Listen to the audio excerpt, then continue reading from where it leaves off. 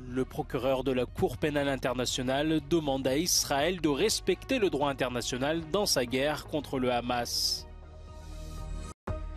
L'hôpital Al-Quds à Gaza a été secoué par des bombardements israéliens.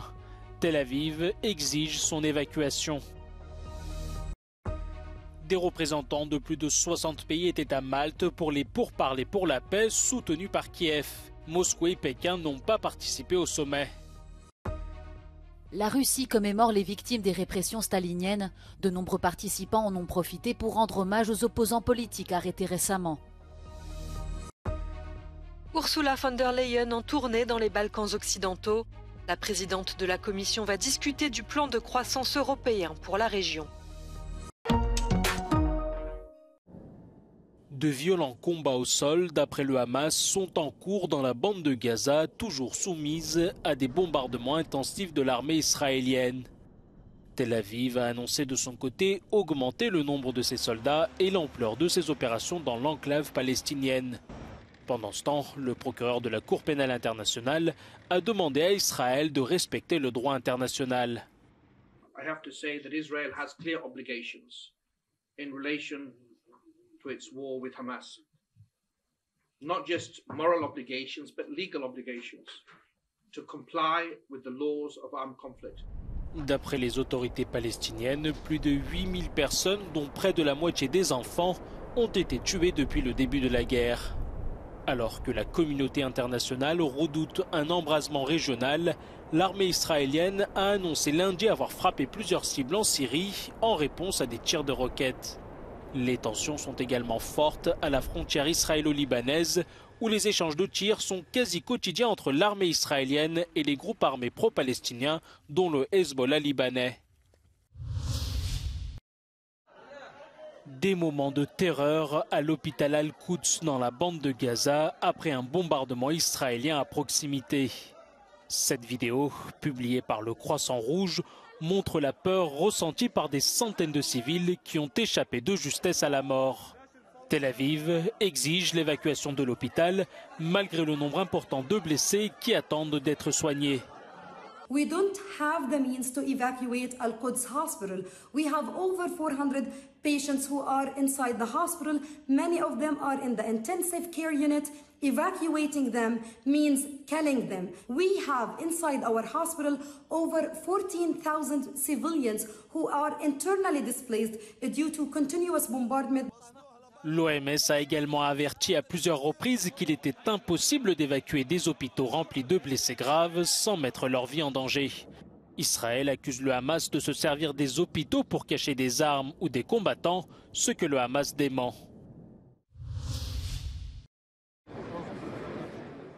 Nouveau week-end de mobilisation dans les grandes villes européennes pour la libération des otages israéliens détenus par le Hamas.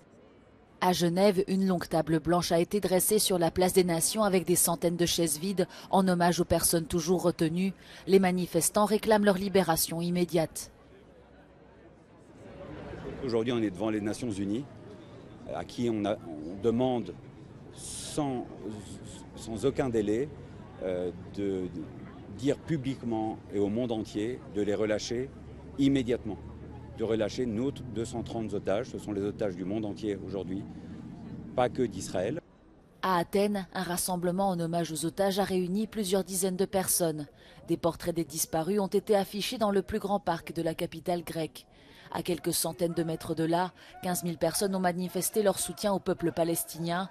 D'autres manifestations contre les bombardements israéliens à Gaza ont eu lieu à Madrid, Lisbonne et La Haye.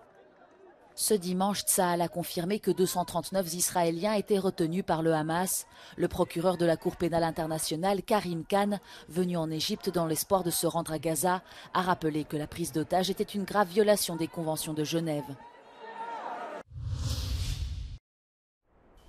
Un aéroport pris d'assaut par une foule hostile à Israël. La scène s'est déroulée dimanche soir au Daghestan, une république russe du Caucase. Une centaine d'hommes ont pénétré sur le tarmac et le terminal, apparemment à la recherche de passagers d'un vol en provenance de Tel Aviv. L'intervention des forces de l'ordre a tourné à l'affrontement. 60 personnes ont été interpellées, 9 policiers blessés. Ces incidents ont été dénoncés par les autorités du Daghestan et vigoureusement condamnés par les États-Unis. Israël a appelé la Russie à protéger ses ressortissants.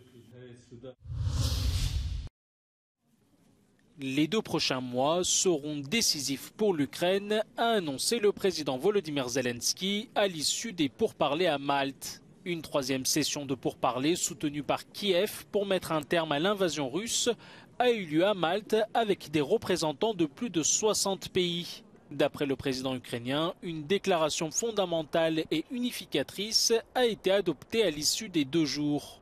Moscou n'avait aucun représentant à Malte, tout comme la Chine, qui a décidé de ne pas participer à cette session de pourparlers.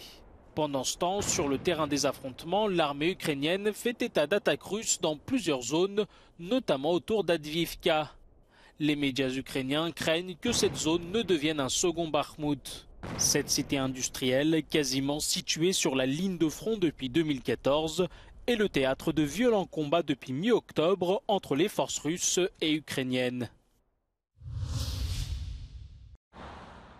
Des fleurs en hommage à tous ceux qui ont osé faire face à la dictature. Depuis quelques années, la journée de commémoration des victimes de répression politique prend une signification particulière en Russie. À Moscou, de nombreuses personnes en ont profité pour manifester leur soutien aux opposants politiques récemment arrêtés par le Kremlin.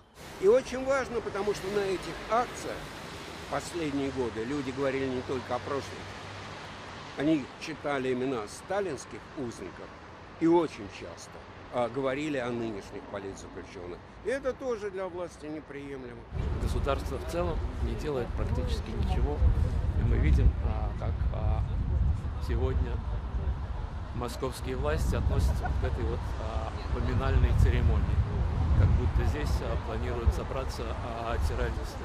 Dissoute fin 2021 et lauréate du prix Nobel de la paix en 2022, l'ONG Memorial a organisé une lecture des noms des victimes des purges de Staline entre 1936 et 1938.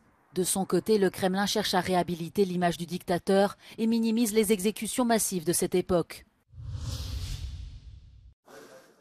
La présidente de la Commission européenne est arrivée en Macédoine du Nord pour 4 jours de visites officielles dans les Balkans.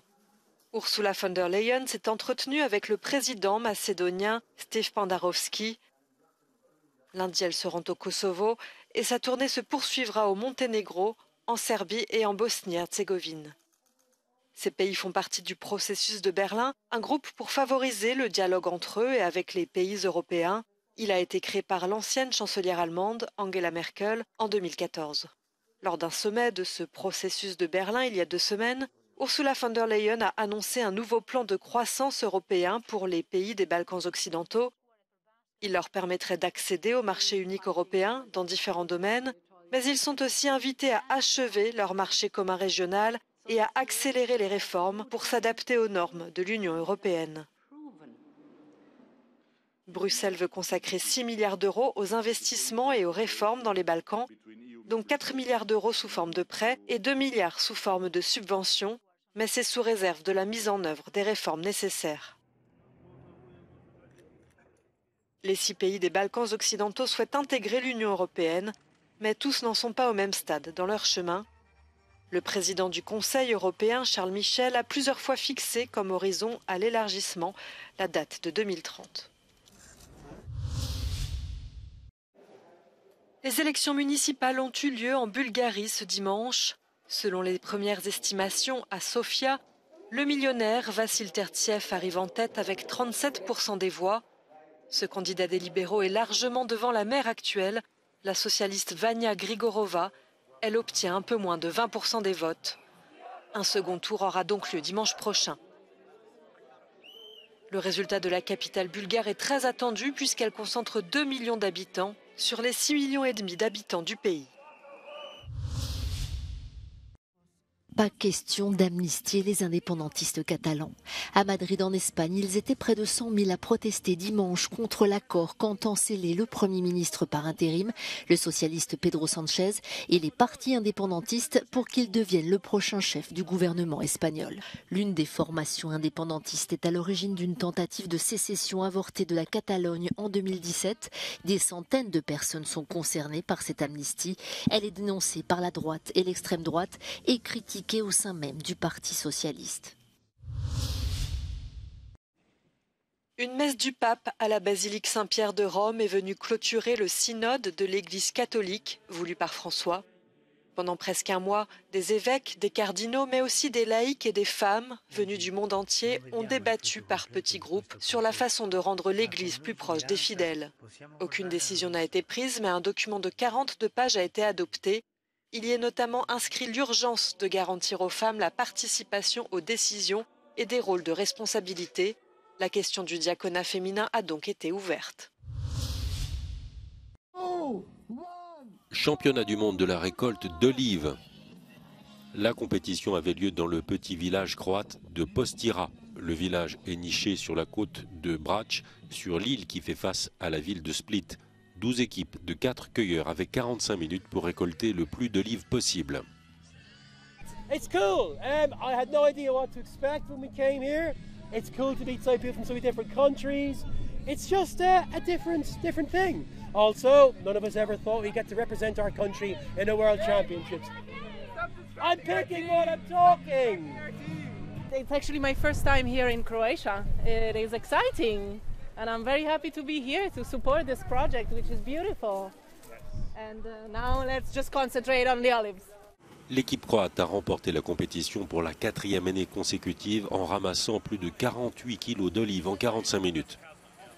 Les Monténégrins sont arrivés en 2e position. Mention honorable accordée aux Allemands et aux Irlandais.